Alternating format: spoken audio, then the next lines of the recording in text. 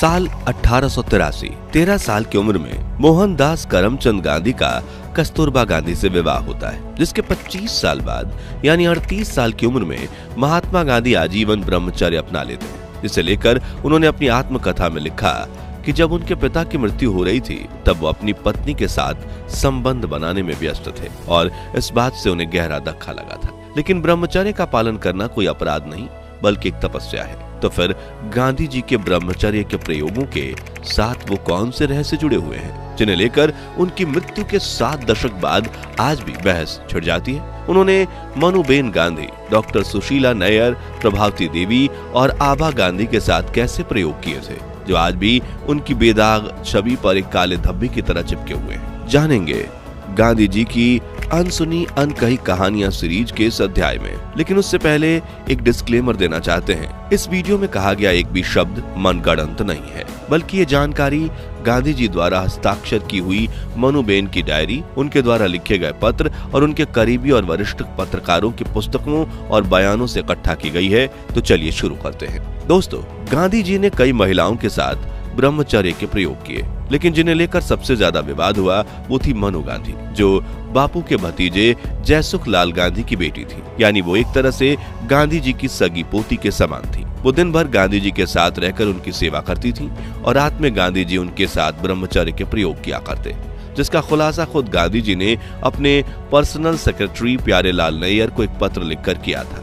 30 दिसंबर 1946 के दिन लिखे इस पत्र में गांधी जी लिखते हैं, मैं उसे यानी मनु को अपने पास सोने दे रहा हूँ। वो बिना कोई कपड़े पहने सोती है, लेकिन गहरी नींद सोती है। जब भी कोई काम हो उसे जगाना पड़ता है, चाहे रात के 2 बजे हो या 3। मैं इसे अच्छी निशानी मानता हूँ कि वह इस तरह से सो पाती है। और इस पत्र को आप खुद भी पढ़ सकते हैं, जहाँ ये पत्र संपूर्ण गांधी वाङ्मय के खंड 94 के पेज नंबर 367 पर आप पढ़ सकते हैं। इस किताब की सत्यता पर आज तक किसी ने सवाल नहीं उठाया, क्योंकि इसे भारत सरकार के निर्देशन में छापा गया था। आपको बता दें कि जिस वक्त गांधी जी मनुबेन के साथ ये ब्रह्मचर्य का प्रयोग करते थे, उस वक्त गांधी जी की उम्र 77 साल थी, जबकि मनु सिर्फ 19 साल की थी। मनु को पढ़ने लिखने का काफी शौक था, इसलिए 15 साल की उम्र में उन्होंने डायरी लिखना शुरू कर दिया था, जिसके 12 खंड आज भी भारत सरकार के नेशनल आर्काइव्स में सुरक्षित रखे गए हैं। मनु रोज रात सोने से पहले अपनी डायरी लिखती थी और अगले दिन सुबह गांधी जी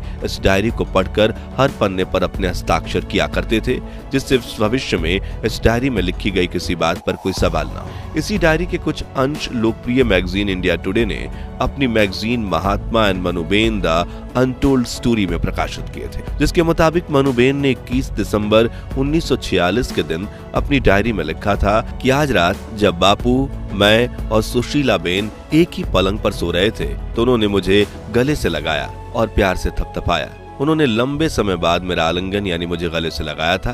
फिर बापू ने अपने साथ सोने के बावजूद यौन इच्छाओं के मामले में मेरे मासूम बने रहने के लिए मेरी तारीफ की। दूसरी तरफ नोआखली में रात के अंधेरे में गांधी की बंद कुटिया में हो रही ये ब्रह्मचारी प्रयोग दुनिया के सामने आने लगे। हालांकि ये बात किसने फैलाई उसका कोई पुख्ता सबूत नहीं है, लेकिन गांधी और मनु के रिश्ते को लेकर हर तरफ बातें बनाई जाने लगी थी, जिससे दुखी होकर 31 जनवरी 1947 के दिन मनु अपनी डायरी में लिखती हैं, मुझे संदेह है कि अफवाहें फैलाने के पीछे अस्तमुल्लाह बहन, सुशीला बहन और कनु भाई कहाँ थे।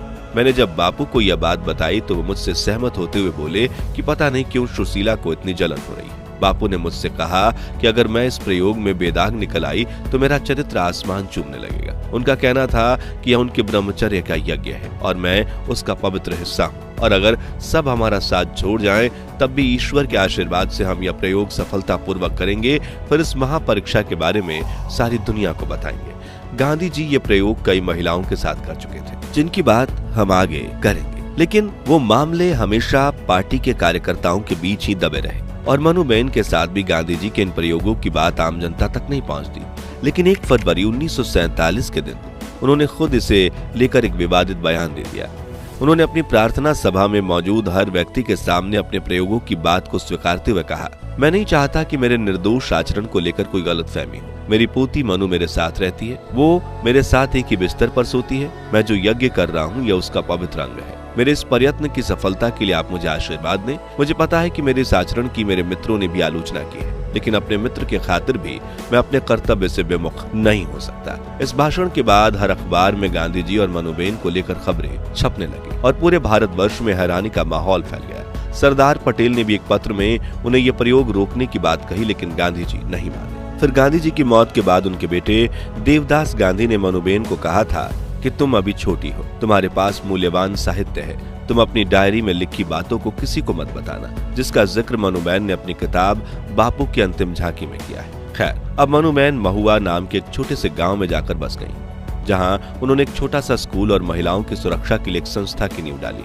लेकिन गांधी जी की मौत से महज 6 से 7 साल बाद मनुबेन को एक अज्ञात बीमारी ने घेर लिया और 1969 में महज 41 साल की उम्र में मनुबेन की गुमनामी में मौत हो गई। अब बात करें मनुबेन के अलावा गांधी जी ने किस किस के साथ अपने ब्रह्मचर्य के प्रयोग किए थे, तो इसमें सबसे पहला नाम आता है डॉक्टर सुशीला नैयर का, जो गांधी जी के पर्सनल सेक्रेटरी प्यारेलाल की छोटी बहन और गांधी जी की पर्सनल डॉक्टर भी थी। वरिष्ठ लेखक वेद मेहता ने अपने किताब Mahatma Gandhi and his parcels में दावा किया था कि बापू 24 साल की सुशीला नैयर के साथ नग्न अवस्था में स्नान करते थे और इन्हीं प्रयोगों की वजह से सन 1938 में उनके सेवाग्राम आश्रम में बगावत हो गई थी, जिसके बाद उन्होंने 12 सितंबर के दिन अपने प्रमुख अनुयायियों को एक सीक्रेट लेटर में सफाई दी थी।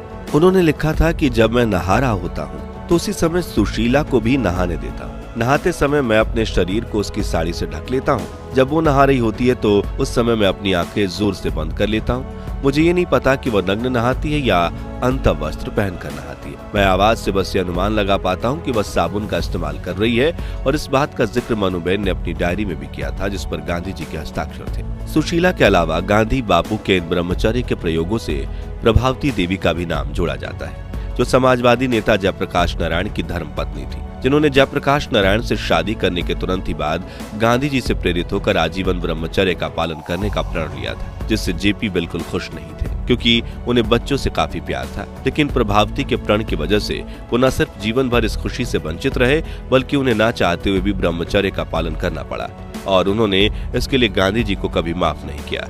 इतिहासकार बताते हैं कि प्रभावती के साथ अपने ब्रह्मचर्य के प्रयोगों को लेकर गांधी जी ने 6 मार्च 1945 के दिन अपनी करीबी मुन्ना लाल शाह को एक पत्र में लिखा था, जिसमें उनकी लिखावट कुछ ऐसी थी। प्रभावती अनेक बार मुझे गर्मी पहुंचाने के लिए मेरे साथ सोई है। जब वह थर थर कांपती जमीन पर मेरे पास पड़ी होती है तो मैं उसे अपने में समेट लेता हूँ। हालांकि यह बहुत पुरानी कहानी है। गांधी जी के जीवन के इस विवादास्पद पहलू का अंतिम पात्र थी आभा गांधी, जो करीबी रिश्तों में गांधी जी की बहू लगती थी। जहां आभा गांधी जी के भतीजे कन्नू लाल गांधी की पत्नी थी। इन प्रयोगों को लेकर आभा ने वरिष्ठ लेखक वेद मेहता को बताया था कि जब वह 16 साल की थी तब उन्हें गांधी के साथ सोने के आदेश दिए गए थे। उस वक्त आभा बहन को यह लगा कि गांधी को ठंड लग रही है, इसलिए उन्हें गांधी को गर्म करने की जिम्मेदारी दी गई। गांधी ने खुद को 6 मार्च 1945 के दिन मुन्ना लाल शाह को पत्र लिखा और इस बात का जिक्र करते हुए कहा कि आभा के बाद में जाकर उनके साथ सोने से इनकार कर दिया, और इस पत्र को आप संपूर्ण गांधी वांग्मय किताब में पढ़ सकते हैं। चलिए अब जानते हैं कि आखिरी ब्रह्मचर्य को लेकर गांधी जी की परिभाषा क्या थी। इसका जवाब खुद गांधी जी ने 8 मार्च 1947 के दिन राजकुमारी अमृत कौर को लिखे पत्र में दिया है। उन्होंने लिखा है कि जो मनुष्य काम वासना से हमेशा दूर हो, जो सदा ईश्वर की भक्ति करते हुए सुंदर से सुंदर स्त्री के साथ नग्न अवस्था में लेटे और उसके बाद भी उसे रत्ती भर भी यौन उत्तेजना ना हो, वह असली ब्रह्मचारी है। हालांकि महात्मा गांधी के आध्यात्मिक सहयोगी आचार्य विनोबा भावे उनके इस प्रयोगों के बिल्कुल खिलाफ थे, और उन्होंने 25 फरवरी 1947 को गांधी जी को एक पत्र लिखा कि मैं आपके ब्रह्मचर्य के सिद्धांत से सहमत नहीं।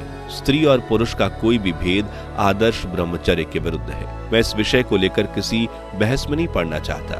आगे उन्होंने लिखा था कि अगर कोई पूरी तरह से ब्रह्मचारी है तो उसको प्रयोग करने की जरूरत ही क्या है, और अगर कोई अधूरा ब्रह्मचारी है तो उसे अपने पर शक है, तो उसे इन प्रयोगों से हमेशा बचना चाहिए। अब ब्रह्मचर्य के प्रयोग तो गांधी जी की विचारधारा का एक विवादित हिस्सा था, लेकिन अब सवाल आता है कि इसके अलावा महिलाओं के प्रति गांधी जी के विचार कैसे थे। इस मुद्दे पर गांधी जी की biography father of the nation लिखने वाले इतिहासकार रामचंद्र गुहा बताते हैं कि उस दौर में महिलाओं पर गांधी जी के विचार जटिल और विरोधाभासी थे। वो महिलाओं की आधुनिक हेयर स्टाइल और वेस्टर्न कपड़ों से घृणा करते थे। उन्होंने मनु को लिखा था कि कितनी दुख की बात है कि आधुनिक लड़कियां अपने स्वास्थ्य का ख्याल रखने के बजाय फैशन को अधिक महत्व देती हैं। वो महिलाओं के पर्दा रखने की भी आलोचना करते थे। वो कहते थे कि इससे महिलाओं के स्वास्थ्य को नुकसान पहुंचता है, क्योंकि उन्हें पर्याप्त हवा और रोशनी नहीं मिलती, इसलिए वो रोगग्रस्त रहती हैं। वहीं दूसरी तरफ बापू यह भी मानते थे कि महिलाओं को पुरुषों के बराबर अधिकार मिलना चाहिए। वो कहते थे कि महिलाओं को खुद अपने अधिकार के लिए लड़ाई लड़नी चाहिए। गांधी जी ने सरोजिनी नायडू को कांग्रेस पार्टी का अध्यक्ष बनाया, जब पश्चिम में बहुत कम ही महिलाएं नेता थी। उन्होंने महिलाओं से शराब के दुकान के बाहर प्रदर्शन करने के लिए भी कहा। कई महिलाओं ने ब्रिटिश साम्राज्य के खिलाफ उनके नमक आंदोलन में बढ़ चढ़कर हिस्सा लिया। गुहा कहते हैं कि 1940 और 1950 के दशक में भारत में महिलाएं इतनी बशिष्ट थीं जितनी कि उस दौर में अमेरिका में, और इसे गांधी के विचित्र ब्रह्मचर्य के प्रयोग के बावजूद उनकी महत्वपूर्ण और अज्ञात उपलब्धियों से गिना जाना चाहिए। ये तो हुई गांधी जी की व्यक्तिगत बात, लेकिन साल 1942 में गांधी जी द्वारा शुरू किए गए भारत छोड़ो आंदोलन ने कैसे अंग्रेजों की कमर तोड़ कर रख दी, और क्या नाथूराम गोडसे ने गांधी जी की हत्या करके देश पर एहसान किया? मैंने उस व्यक्ति पर गोली चलाई जिसकी नीति से हिंदुओं पर घोर संकट आए और हिंदू नष्ट हुए। इसलिए मैंने भारत माता का एक पुत्र होने के नाते अपना कर्तव्य समझा। जानेंगे महात्मा गांधी की अनसुनी अनकही कहानियों के सीरीज के चौथे और आखिरी अध्याय में। तो जल्दी से चैनल को सब्सक्राइब करके पास वाली घंटी जरूर बजा दीजिए, ताकि जब भी नई वीडियो अपलोड हो वो सबसे पहले आप तक पहुंचे। अगर आपने इस सीरीज के पिछले पार्ट नहीं देखे तो डिस्क्रिप्शन में दी गई लिंक पर क्लिक करके आप उन्हें भी देख सकते हैं। दोस्तों, गांधी जी के इस ब्रह्मचर्य के प्रयोगों पर आपकी राय क्या है? कमेंट्स में बताइए, और इस वीडियो को लाइक और शेयर करके राष्ट्रपिता महात्मा गांधी के जीवन से जुड़े इस विवादास्पद पहलू को हर भारतीय तक पहुंचाइए। मिलते हैं अगली वीडियो में। जय हिंद, जय भारत।